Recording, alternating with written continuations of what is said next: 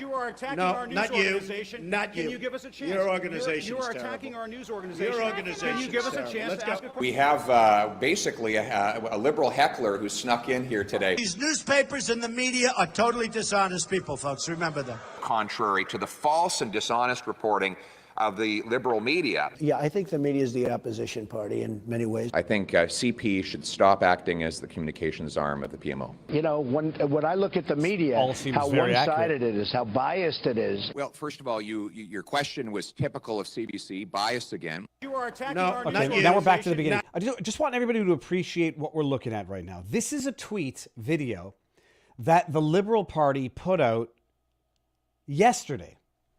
January 9, they put out a video criticizing how Trump and Pierre Poilievre mistreat state propaganda. It's a very convenient time for them to have put this video up because you may or may not recall, shortly before that video, you had Justin Trudeau's Gestapo. Why is your government supporting Islamo-Nazism? What? Use video. What? Use video. Excuse me, what are you doing? You're under arrest for assault. Why are you pushing me? You're under arrest for assault. You're under arrest for assault. You're under arrest for assault. You're under arrest for assault. You pushed into me. You pushed into me. I was just scrubbing. I got my credentials here and you just bumped into me. So excuse Police. me. You're under Where's your arrest. name in your bag? Okay. So just appreciate everybody. The Liberal Party puts out a video trying to demonize Trump and Pierre Poilievre for their treatment of state-funded propaganda, the media. The day after Justin Trudeau's RCMP, I think it was RCMP, falsely imprisons, bogusly arrests a member of Rebel News media. It is Darvo. It's what narcissist abusers do. Deny, Darvo. Deny, attack, reverse victim and offender. It's what narcissists and abusive people do, and you got to watch out for it, and it's what's going on right now. Okay, people, let me just make sure that we're live across all of the interwebs on which we stream. I tried to put out a stream in advance of this live stream, a vlog in advance of this live stream so I could link to John Burke's info. I got the vlog out, but I accidentally uploaded it straight to YouTube with the date or the number of the video, and that'll kill it. But it's on Rumble. And it's about Fannie Willis and her new boyfriend billing up the Fannie. Okay. Are we live on Rumble as on Viva Barnes Law just before we get into this? Let me see here. Enter the stream. We are live. Okay, good. We are live. All right. Now, John Burke. I'm interested to see how much of our respective audiences overlap. I ran into John at the RNC debate. I want to say it was the 4th. I think it was the 4th. It was the one in Tuscaloosa where I drove up with my kid from basically Miami to Tuscaloosa, Alabama. Stopped along the way at Allison Morrow. If you don't know her, check her out. And it was amazing. We met there and we talked and we got along, and he's a cool guy. And with all of this, I feel guilty that I'm partaking, or at least I'm facilitating it. The infighting between the DeSantis supporters, Team DeSantis, hashtag Team DeSantis, and hashtag Team Trump. I've had enough of it. And I know where John Burke lies, I would say, politically, at least on this issue. And I think we're going to have a good discussion. Mr. Burke, are you ready to come in for the battle? Yeah, he's ready. Okay, we're bringing him in. Add to stage, sir. How goes the battle? Viva, you ignorant slut. Wait, you beat me to it. I was gonna ask you the first question. Why are DeSantis supporters so annoying? I thought you were going for the bathrobe, bro. Like as soon as you started this thing, you're like, "Are you in a bathrobe?" Like, how dare you? It was 30 minutes ago. I commented. You look like Hugh Hefner a little bit. It was buttoned up. You look beautiful. No, that's red. That's red with the velvet. This is different. This is I'm burning alive now. I got it in Valencia. It's just a really nice sweater. It wasn't expensive. What's Valencia? That's a town in Portugal. Oh, okay, fine. Because it's not a. I was thinking of like Balenciaga. Oh, the peasants. No, I'm sorry. Valencia's in Spain. Excuse me. No. I went for the holidays. We went to, I like to travel over the holidays. So we went to Portugal and Spain. I love taking in other people's cultures because I find that, dude, it's so eye-opening. And I love getting to see different people's ways of life. And in Europe, especially, everything is just so chill. It's so relaxed. Americans, I mean, you're Canadian. I'm not sure how that translates into Canada versus America, but in American culture, we are so just go, go, go, go. But over in Europe, I mean, their thing is like they go to a cafe, they order a coffee, they sit down, they talk to people, they relax, they people watch. There is not the just incessant go, go, go that is American culture. And I love that. Did you go to Paris this time around? I was there last year. We flew into Paris. We spent Christmas in Paris. And one thing I've learned is that, and I was stationed in Europe when I was in the army, and I forgot about this, but during the holidays, everything is closed. Europe is not Amazon Prime era like America. Europe is like, they actually take pride in being with their families. And they do that. And I like that. So we spent Christmas in Paris, and then we went up to, we went from Paris to Edinburgh. We spent New Year's there, and then in between that, we hit London. I got to go visit Shakespeare's Globe Theater and see Henry V, one of my favorite plays. And it was, dude, it's such. And I've been to Paris before, but I never got to go to the Louvre. And if you've never been to the Louvre, it takes days. Like it's too big for one day. It's too big for. Oh yeah. I didn't know that. I walk in there, it's like, all right, let's see what this is about. You're like, oh, like this is huge. It's a huge. But now hold on one second. You say you go to Spain. I still have trauma from what my mother said to me as a kid. She said, in Spain, when we were kids, they mug you with syringes that are filled. They say it's filled with HIV blood. And if you don't give me your luggage, they're going to stab you. I remember these stories from childhood. I've never been still to Spain. Getting the, I've been... I was really trying to get a joke out of that one, but I got nothing. I mean, it's like any place you go, dude. It depends on where you visit. Stay out of the back alleys. Don't try and, go visit these establishments that aren't well lit. Just be a common sense smart traveler. I lived in Paris in 99 to 2000. Oh, okay. And I said then I did a year exchange from McGill. And I said then I'll probably never go back to the country because even then, this is 25 years ago, they were having the problems that they're having today, but today it's on much steroids. More. Yeah. Went back in 2015 to do a marathon up in one of the mountains, and we went through Paris. I said, bro, that's awesome. Good for you. I used to do marathons. So good for you. Yeah, it was part of the Sky Series. It was a marathon in Mont Blanc. And then, it was totally cool. The day we get there, I discover they have it's called the Kilomètre Vertical. It's a vertical kilometer. So it's like a 3-kilometer race where you ascend. This sounds like some BDSM stuff at this point. Like you're just willfully. It's bad enough just running a marathon. Now you're adding inclines. It's like, what's wrong with you? This was the day before, and I was like, I've never heard of this thing. So the day before the marathon? Yeah. And so I wanted to do this race because it's like one of a kind. And I get there, and they're like, no, dude, this has been filled up for 9 months. And I said, surely someone did not come in. Like someone's ticket is open. And then I met someone who liked me. They let me do it. I made a video about it. This is back a decade ago. I would love to see that. That's awesome. It's traveling to pursue things. I do tango as well. So we're going to Istanbul in March. There's a massive tango festival there. It's like when you think of like Brazilian jiu-jitsu, it'd be like the Gracies teaching somewhere. And I know that sounds gay as hell, but I don't care because it's just, I love tango. I was going to get to the joke that sooner than later. What's the type of dancing? Yeah, I know. But I wasn't going to call it tango. What is the type of dancing that you do? Argentinian tango. Okay, but I think what's another word for that type of dance? I feel like you're leading me into a punchline here. No. I'm just trying to think. The word will come back to me. Okay. John, we've gotten fairly into this before anybody on my end who doesn't know who you are gets the elevator pitch of who you are. Mm-hmm. John, who are you? Oh God, we're going deep that quick. That's what she said. We're going 30,000. Then we're going deep. This is why I wanted to have this discussion. Okay, I'm taking this off now because like it's hot as balls. This thing works. It was flamenco, not lambada. It was flamenco dancing. Flamenco, yes, yeah. Flamenco is different though. That's Spain. You're thinking Spanish. This is Argentinian. So when you look at the history of, say, for example, flamenco, it's not. Tango's only been around for 150 years. Tango is a byproduct of ballroom dancing. The rich elites did ballroom. The peasant class did tango, and tango was literally birthed by guys dancing with other guys outside of brothels, waiting to get in line to get laid. I am not making this up. I swear. You can go look this up. And being that tango was so prevalent there were so many guys and not enough women. So women had their choice, their pick of the litter. They could say, I'm going to dance with this guy because he's good. So men had to get very competitive to dance with the beautiful women. So tango at core is a lot about how life is, especially relationships. It does take two to tango. There has to be a lead. There has to be a follower. Women can lead too. I've seen men dance with men, women dance with women.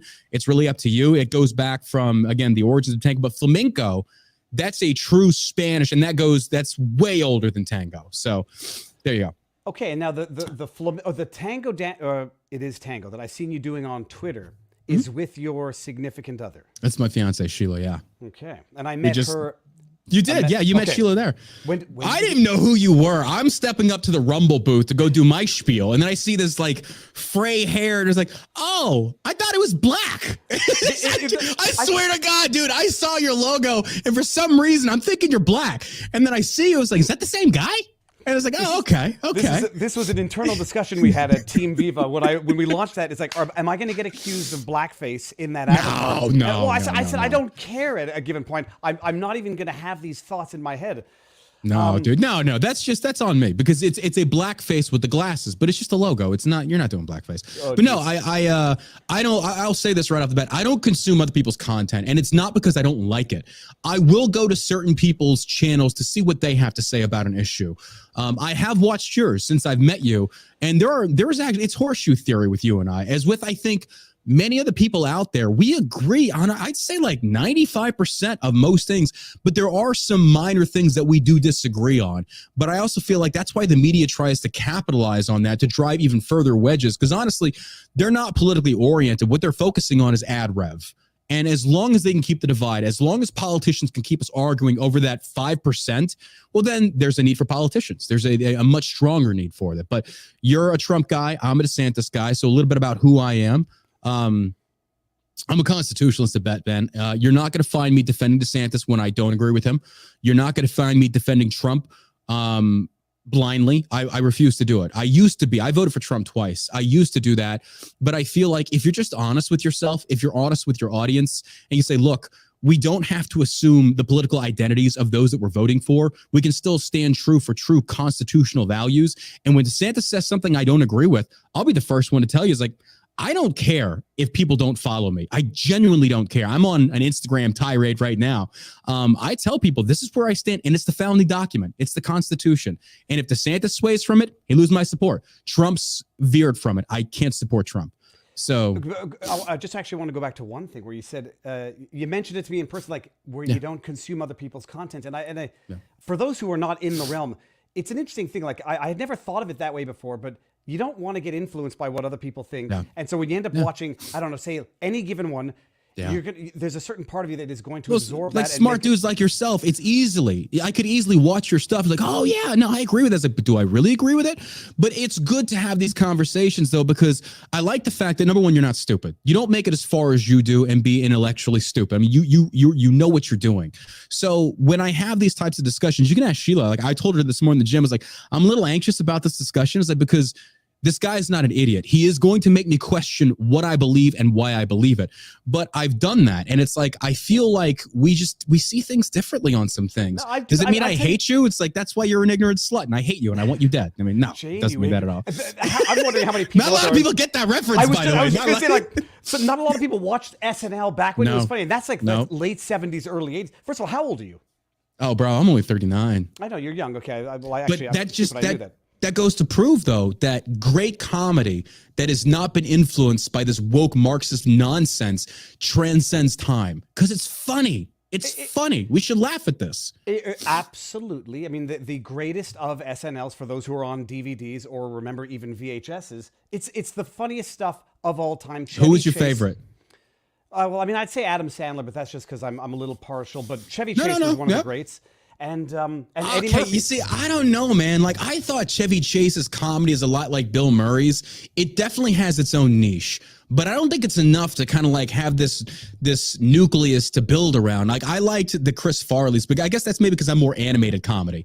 But they were still great. They were still great. Don't get me wrong. Yeah. But funny you mentioned it because I love Bill Murray as well. Right up. I don't think I've really not liked anything Bill Murray has done, maybe except for the Ghostbusters 4. where he allowed himself to get killed in that movie, right? He got killed? I didn't watch it, dude. I can't watch the nonsense. Speaking of that, did you see the new Napoleon? Napoleon the movie or Napoleon Dynamite? The movie. No. Oh God, I wish. No, the new movie. No, I haven't seen it. I watched it last night, and Absolute I was rubbish. it's not what I thought it would be. You know, you've got a great director. I thought Napoleon was going to kind of take on this approach of looking into the history of Napoleon, because some people view this guy as a tyrannical dictator. Other people view him as a freedom fighter. So when you look at his positioning throughout the French Revolution and thereafter, it's like it definitely calls into question of like what is tyrannical and what is actual freedom fighting. But this was a love story, and it wasn't a very good love story. It jumped years in like just quick segments. I'm like, we've missed a lot here. So this is Ridley Scott, right? It's his latest movie. Yeah. What did he do? Who did The Gladiator? God. The chat will get it before we can get it. Yeah, I don't know. Now, I think I know this answer, but based on your accent, you are from New York, New Jersey, right? No, I'm from Texas, bro. Oh, really? Nobody can pin me down. Okay, born and raised in Texas. Born and raised in Texas. And I'll tell you why, because I used to have that accent. But when I served in the military, I was in the infantry, and I recognized that when you're enlisted and you got to deal with officers are all graduates of some type of, whether they be West Pointers, Ivy Leaguers, or community college, doesn't matter. What resonates with them is when you sound intelligent and you can articulate your points without sounding like a trailer park redneck.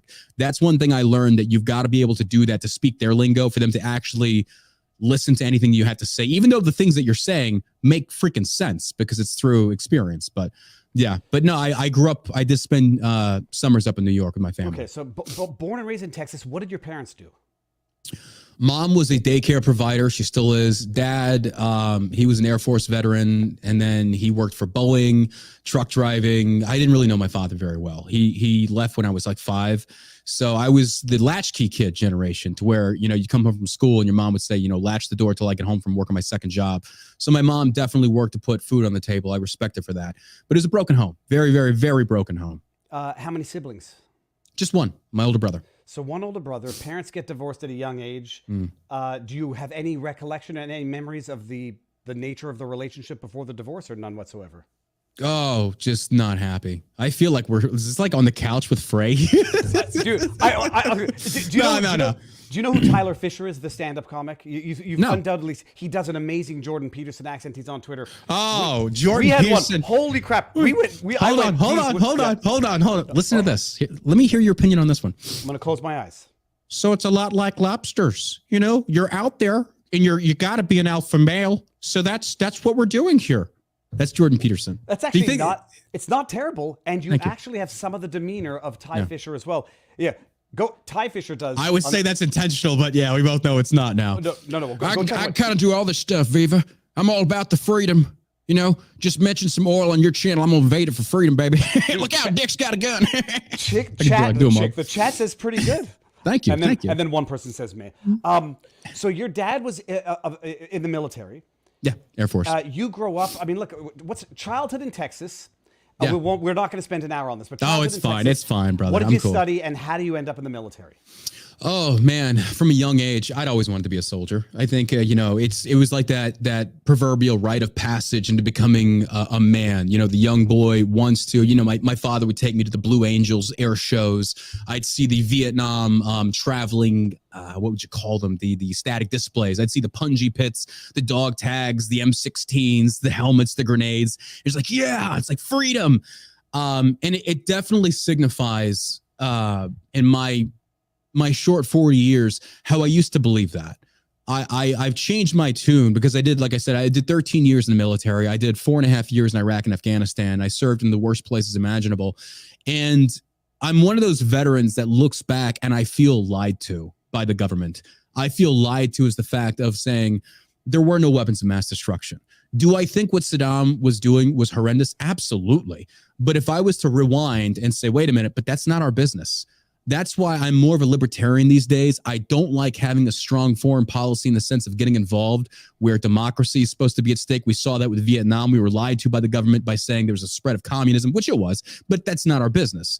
But ultimately, man, I felt like, I wanted to join the Army to, number one, get away from home. I had a very broken childhood, and I was raised by the Army. And now, since I've, gotten out since 2016, I've had to kind of explore more as to who it is that I am. Because when you're 17, man, you are still impressionable. How old are you? 40, going to be 45. So yeah, like when you hit your 30s, you really hit the stride of like, who the hell am I? Like you really start asking those if you have any cognizant abilities. But that's what I've kind of felt like I've been on this journey outside of the military, because at 17 years old, it's very easy to become brainwashed when you surround yourself in an echo chamber. And I'm not condemning the military. I would do it again. I would do it again. The purpose of training, it's to remove, yeah. I mean, tell me if I'm wrong, Yes. to remove the individual identity and make for groupthink in the military. You have to dehumanize your enemy. Absolutely.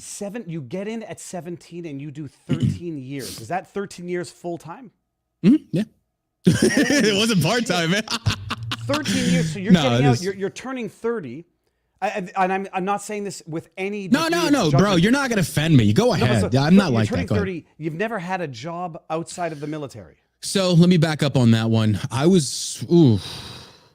think I was 30. I think I was like, well, maybe you're right, because I did have a year and a half break. Yeah, 28, 29. But no, you're right. I never had a job. Well, I did have a year and a half break in service. So I did hold civilian jobs, but I continuously got fired.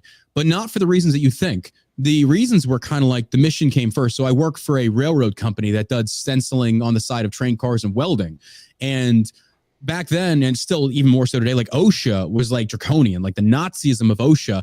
For example, what got me fired was I would, instead of like unfold a ladder and set it beside a train car to walk up the side to put the decal on, I just lean it against the train car and walk up. They fire me. And I was just like, okay, it makes sense. I get it. But for me, it was kind of like the stencil's got to get done, whatever. So, but no, I couldn't really hold jobs because I did have a massive sense of entitlement. I'll admit that. I mean, my God, dude, you take a boy from 17 years old and you throw him into a year and a half tour in Iraq where he's shooting dudes, seeing his brothers getting killed. And then he comes out and you say, oh, go be normal now. And it's very difficult not to walk away with some sort of, the personalities or the characteristics are numerous. I mean, sense of entitlement, to think that you know how the world works. Even at a young age, you still don't. You've seen how bad the world can be, but you still don't get how the overall world works. So there was a lot that went into my childhood that has, I think, helped me make better choices as a man, as a business owner now. And I'm sorry, I don't mean to be hogging all the conversation here. No, I do apologize for that. First of all, don't worry. I'm starting crying over here, bro. Well, I want to. First of all, you're making me jealous with the Celsius. My wife is. I've turned off of anything with sucralose in as much as I can avoid it. There's something called True North. It's just caffeinated carbonated water. My wife is getting. I've never heard of this.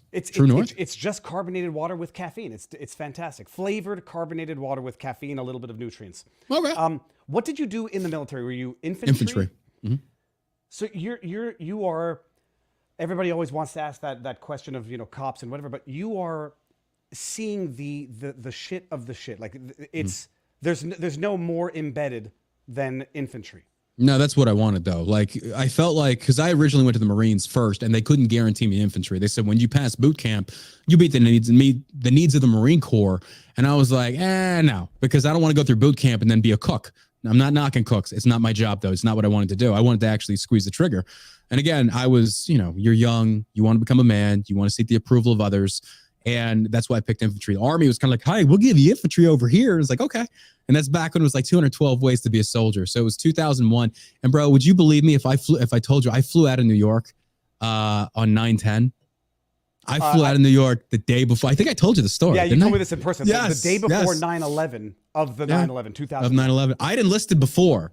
So I was saying goodbye to my family.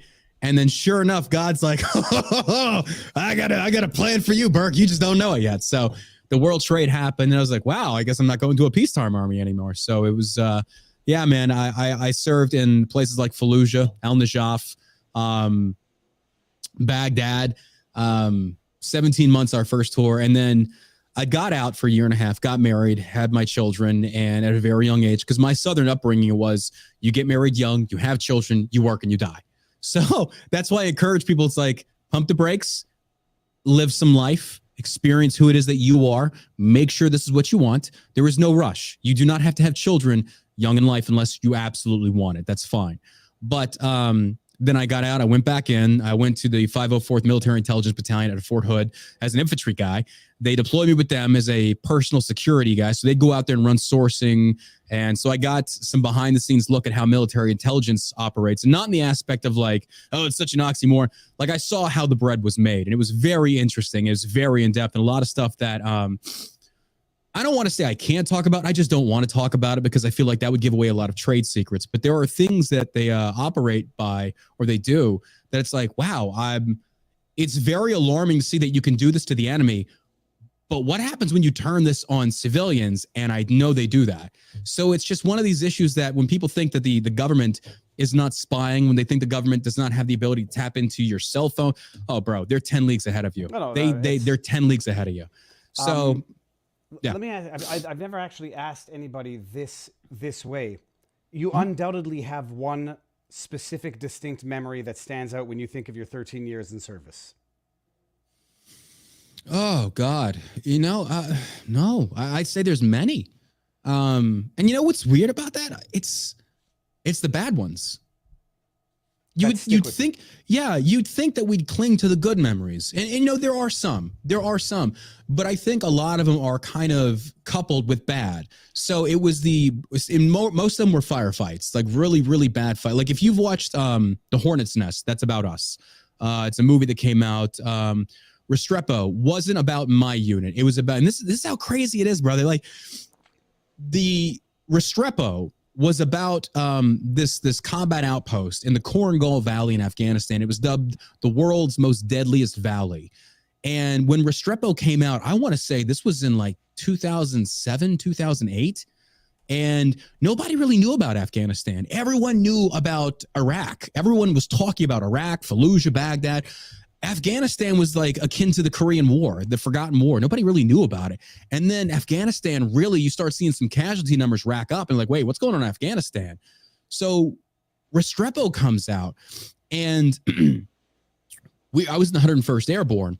So our unit, it was the 4th Infantry Division that was currently there where Restrepo was made. Now, Restrepo was years prior.